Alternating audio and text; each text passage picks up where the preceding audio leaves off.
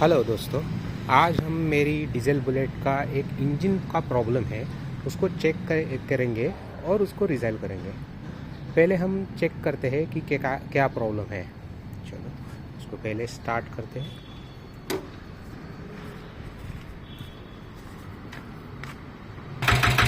अभी मैंने engine start कर दिया है। आप उसका साउंड एक बार सुन सकते हैं। उसमें एक टक टक टक टक करके आवाज़ आ रहा है।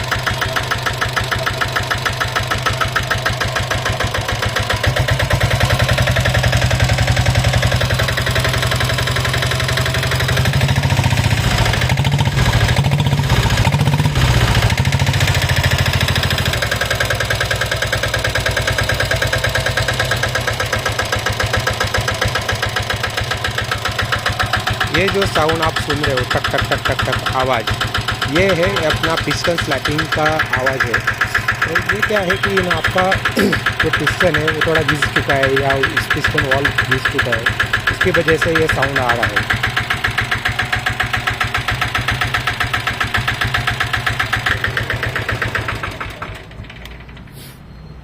ये मैं सेकंड टाइम इसका इंजन ओपन कर रहा हूँ।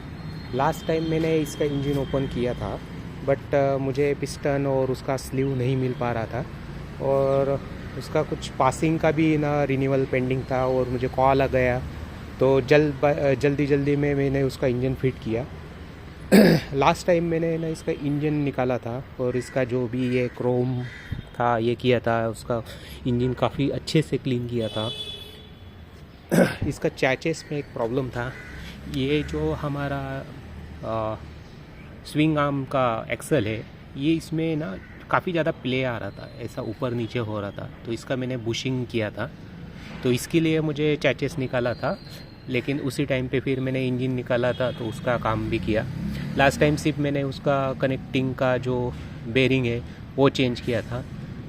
बाकी एज सच मैंने ऐसा कुछ किया नहीं, सिर्फ क्लीनिंग किया।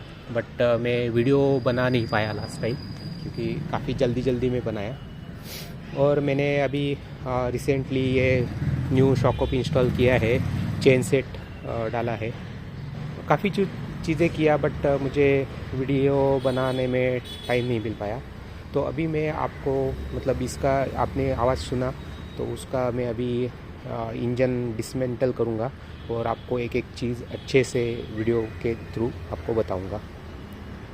चलो फिर इसका डिसमेंटल शुरू हम करते हैं।